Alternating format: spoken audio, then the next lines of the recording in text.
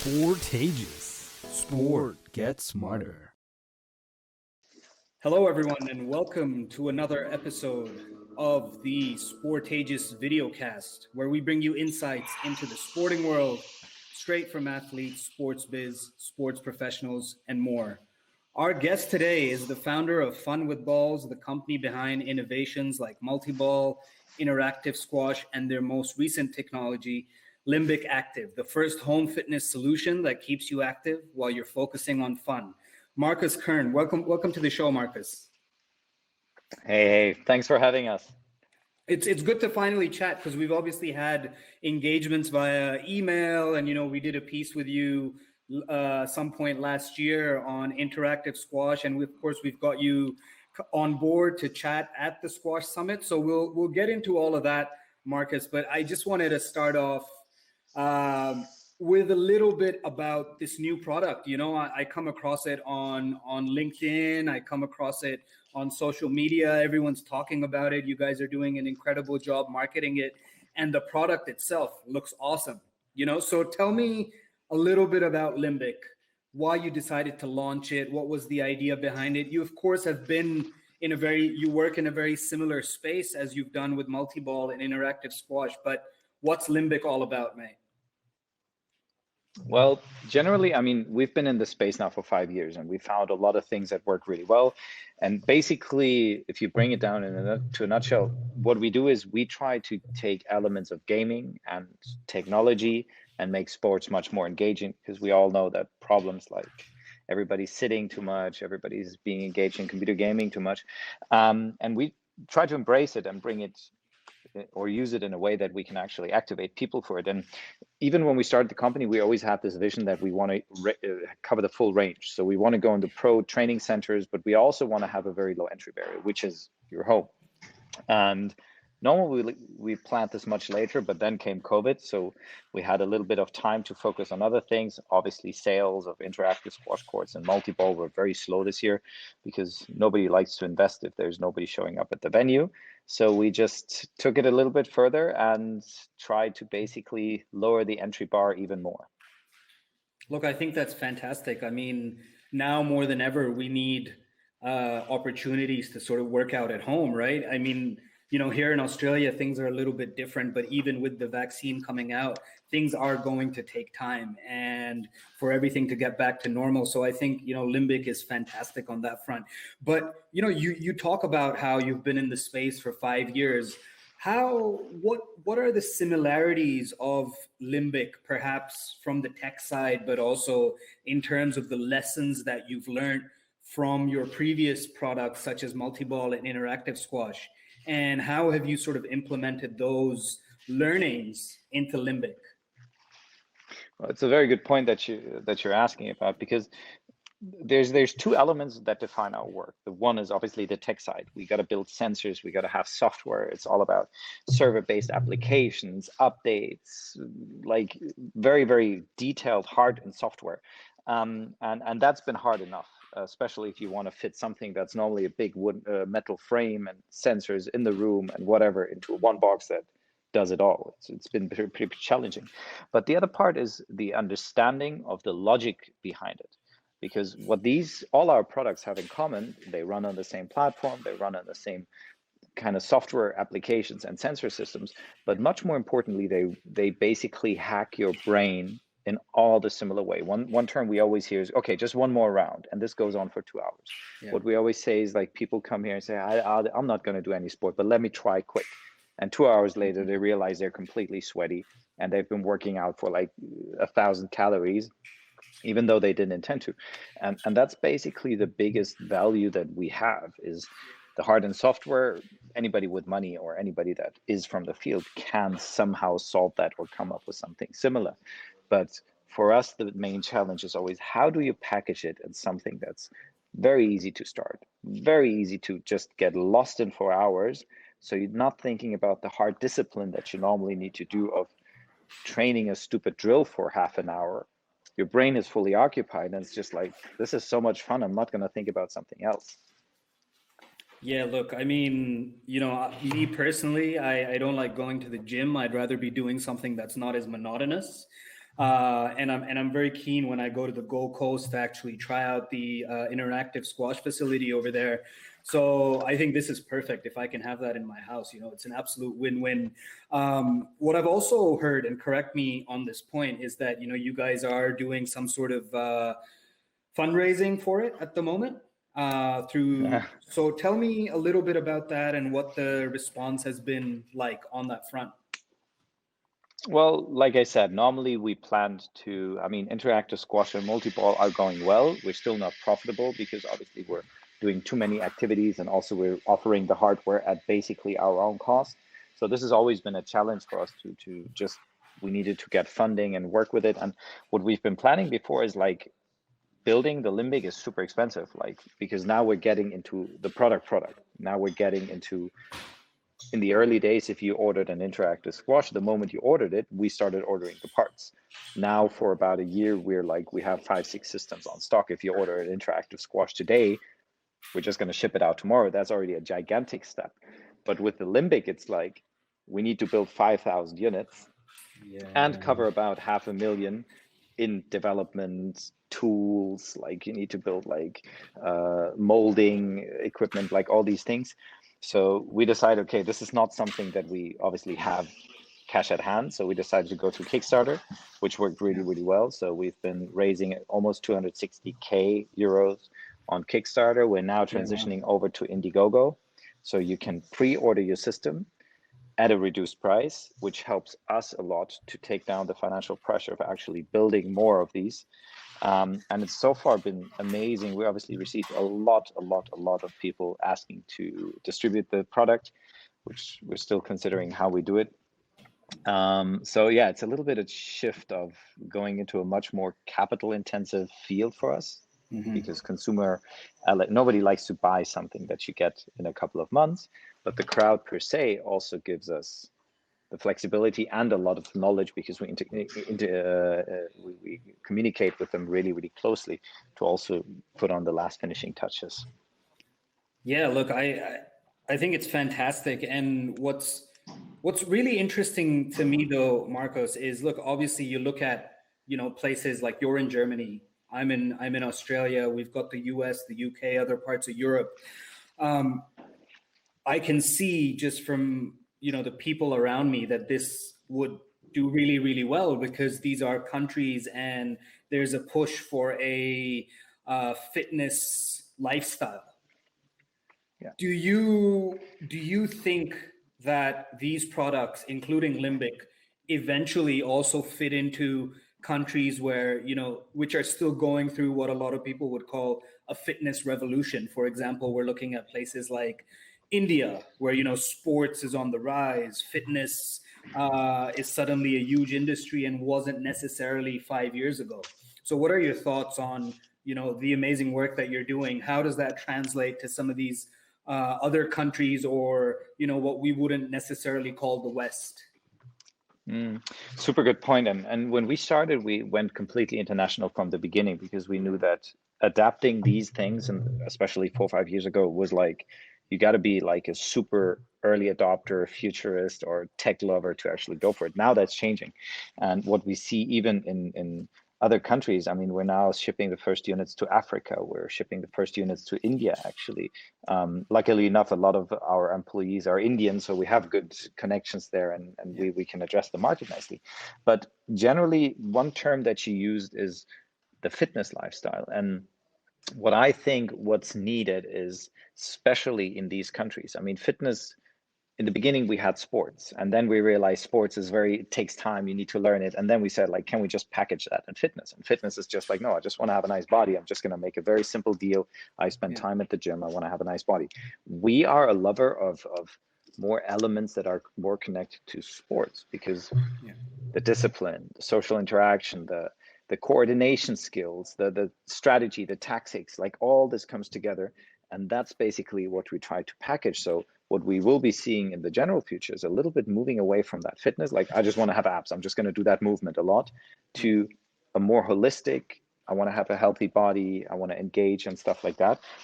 And the funny thing is, in some cases, some countries are far behind, but in some cases, exactly these countries are also leading a little bit. I mean, the Middle East, we have some requests for proposals from the Middle East where you're like, hey, these people have no history of sports. They have an obesity rate of 60%. And these people are now saying, hey, we need to spend government money to actually make sure that in 20, 30 years, we're not bankrupt because everybody's sick. Yeah. So it's a little bit like the people last in line might be the people first in line. So it's a very interesting dynamic situation right now. Yeah, look, I think that last point is absolutely fantastic because I obviously I lived most of my life in the UAE, and I think there's no better way to get people active than the gamification stuff that you guys do. It's perfect, and not to mention it's indoors more often than not, which makes it really helpful with the climate over there. And Markos, I also like that, you talked about sports and strategy and mental sort of capacity at the same time as physical well-being. And that's a great segue into what I sort of wanted to talk about next, which was, of course, the book that you've recently written, Quantum Leap, The Future of Sport. Tell me a little bit about tell me about it and, what's the thinking behind it, that sort of thing. Yeah, perfect. I mean, so far it's now being translated. It's already published in Germany, Austria, and Switzerland. In case you're a lover of the German language, I invite you to just get it. I mean, for us in the beginning, we started this whole journey out of a mission. So, and everybody here at our company, basically, if we could find ways to not have to pay them and they would be rich, they'd probably work on the same mission at the same time. But we realized that this topic, first of all, has a lot of social implications, which are so much bigger than a product or a solution per se. There's elements of the crazy shift that we're going through, and that's just going to be accelerating a million times.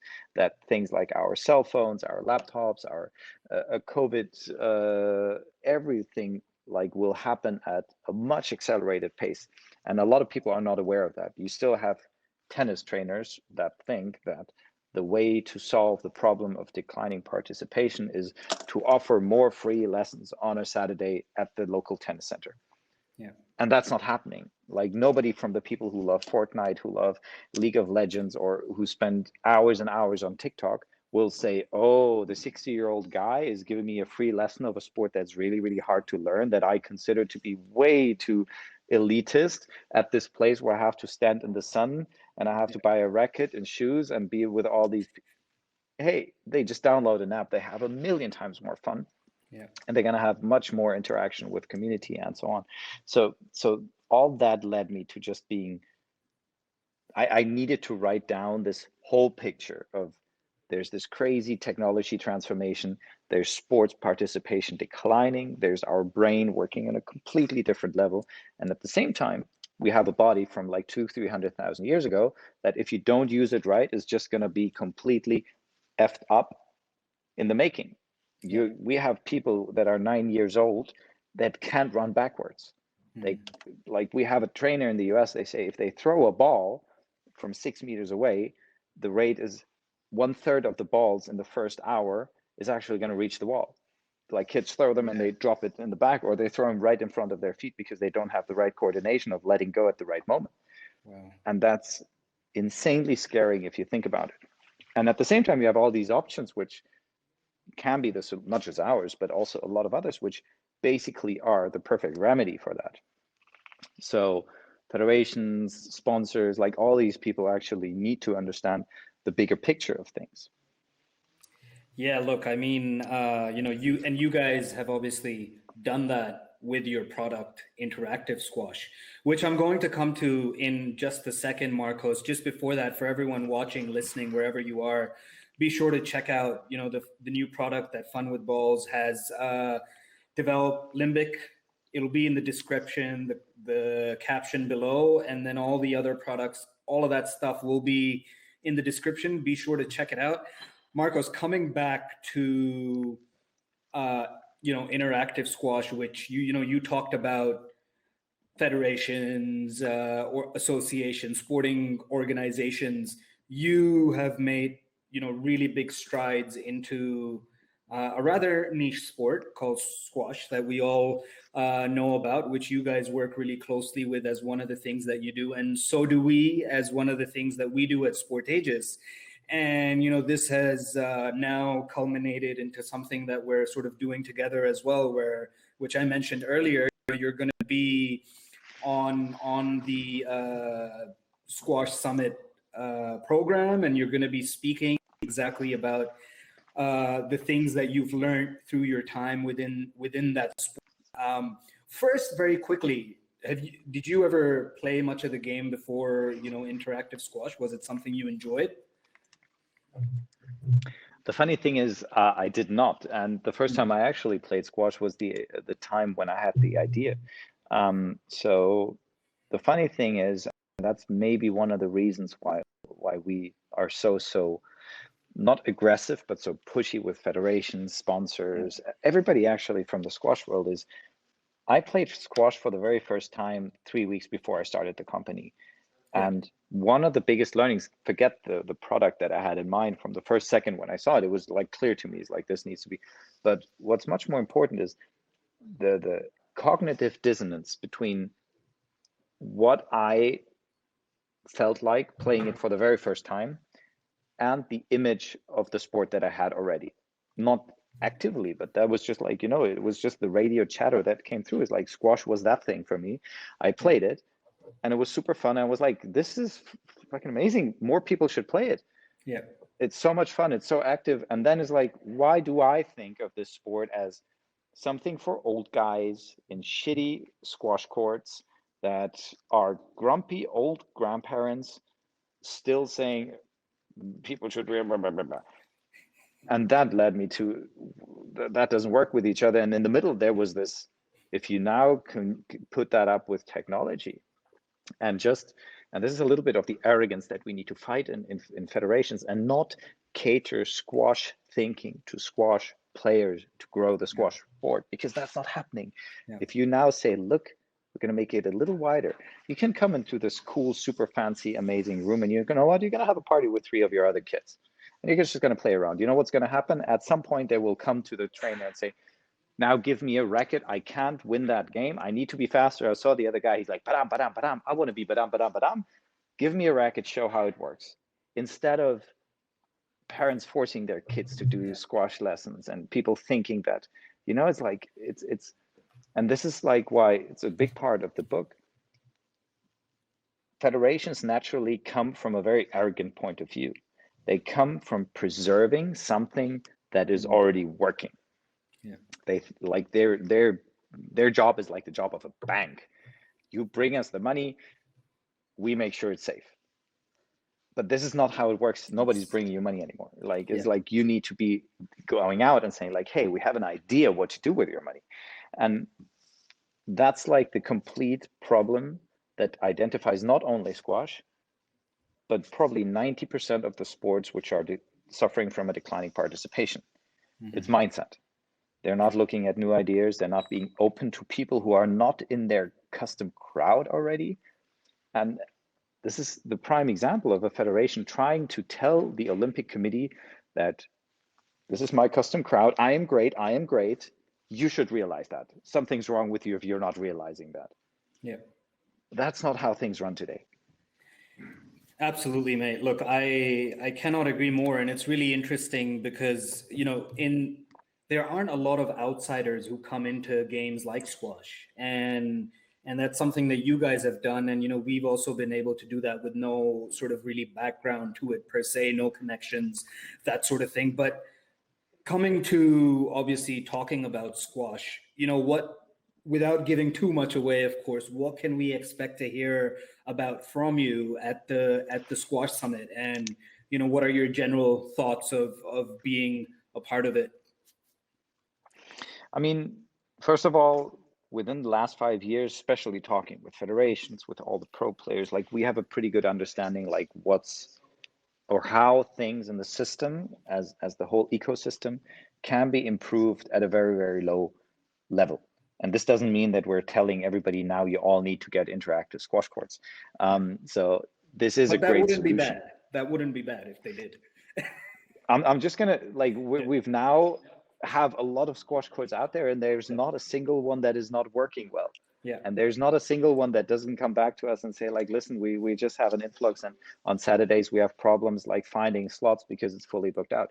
And that's what you want. So this is obviously, but still, it's an expensive system, and you got to be able to afford it. And so, but there's already things that at a very, very basic level change how the sport is perceived, how the big decisions are made, how you can actually apply for these things and get partners on board. Like you said, outsiders are like an injection of fresh blood, or that's something that normally in the very beginning we started working with squash, and people are like, who are these people? Who do you know? Like, who, blah, blah, blah, blah. And you haven't been playing squash for 20 years. And I was like, that shouldn't count. It's like, and it's been so hard to break into some of these structures. And another thing that you can expect from any presentation I do, I'm not known to be very soft, and I like to show people this is a massive problem and you need to realize it now. So maybe some people, I always say like 10% of the people are offended, 90% are going to learn something. That's very valuable. And we have a couple of cool updates also about our system, really, really cool new features that also connect with pro players. We have the recording thing right now, which is amazing if you're trying to optimize your game. So we're going to talk about that a little bit, but the much, much bigger topic is this much needed change of thinking and the way that we approach these problems. It's a little bit like we're having a big problem and we're not talking about it. Yeah. We're like, hey, participation is going like this. If you look, like, how many super cool kids in the age of 16 do you know that have a huge following in their school and say, I'm a squash player? Yeah. They're like, no, I play squash, but yeah, I do that sometimes. Yeah. Because it's not cool. Yeah. It's not cool at all. And that needs to change. Absolutely. Yeah, definitely. Maybe except in Egypt, perhaps, but well, they did amazing things right, because they focused on the youth and it became a cool thing, and they did it well, and they have their stars. Obviously it took 20 years, or I don't know the full specifics, but that's what I mean. It has a value in terms of being cool and on the social spectrum. Whereas if I tell somebody I'm a squash player in Germany, people literally say, oh, I didn't know people still play squash. Yeah. I thought that was in the 80s, right? Yeah, look, I can relate. I told someone I went for a hit at a club recently, and they said, oh, mate, you've got a lot of money. So there's that elitist perception. Yeah. Well, look, Markos, just before we finish up, I have to ask you one question. What's up with the Raccoons, mate? You got to tell me a little bit about the Raccoons. What's going on over there? So we have a wonderful office in the middle of a park.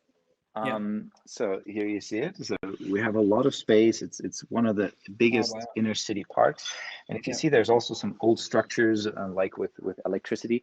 And already we've always been very aware of nature, and we always kept our own bees and have our vegetable garden. And sometime last year, somebody was like, hey, that the squirrel, it's like a rescue orphanage for squirrels. So if you find a squirrel on the street which has been rejected, or crows picked the nest or whatever, you call these people and they bring them to nice little old ladies and nourish them with, it's really like hard stuff, but they grow up, and then you have to let go of them. So you need to have special cages where they can adapt to the change, and then you let them go. And so we were just like, hey, we have space, let's build a cage. And we built this gigantic squirrel orphanage, and been very close with a with a vet. And raccoons are obviously, they're an invasive species in Germany. And at some point somebody's like, yeah, they just shot a raccoon and the babies are there and they're going to kill the thing. Long story short, we was like, yeah, we're going to nourish them and we're going to give them a home here. And now we have 4 super, super cool tame raccoons which live here in a giant cage. And I normally, if it would be warmer now, I always have my call in their cage, because it has a nice terrace. And then at some point the raccoons are climbing around. It's so it's everything's a little bit, we're a good example of like a little bit of a crazy startup environment here. Well, look, Markos, I think that's absolutely fantastic. I've got my little my kitten and my cat here, just walking around trying to Nice. get my attention. But Yeah, we have two here in the office as well. oh, fantastic! But That's great, mate. Look, it's been a pleasure talking to you, Markos, and obviously looking forward to hearing from you at the Squash Summit once again, which is just a couple of weeks away. For everyone watching, listening in, like I mentioned earlier on, be sure to check out Limbic and everything else that the amazing people at Fun with Balls are doing. And also register for the Squash Summit to hear Markos and hear more of his insights. It is, of course, completely free. And we'll add the link to the description wherever you are watching or listening. Markos, it's been an absolute pleasure, mate, and wishing you all the best and more success on your end. thank you, and so much kudos for just pushing this, because it is a highly important topic to start this whole conversation and to put a much bigger spotlight on these things and also the others that I saw on the list. So I'm very much looking forward to it, and thanks for bringing this, because this is how you make progress. Absolutely, mate. Well, you have a lovely day ahead, and we'll be in touch soon. Have a good night.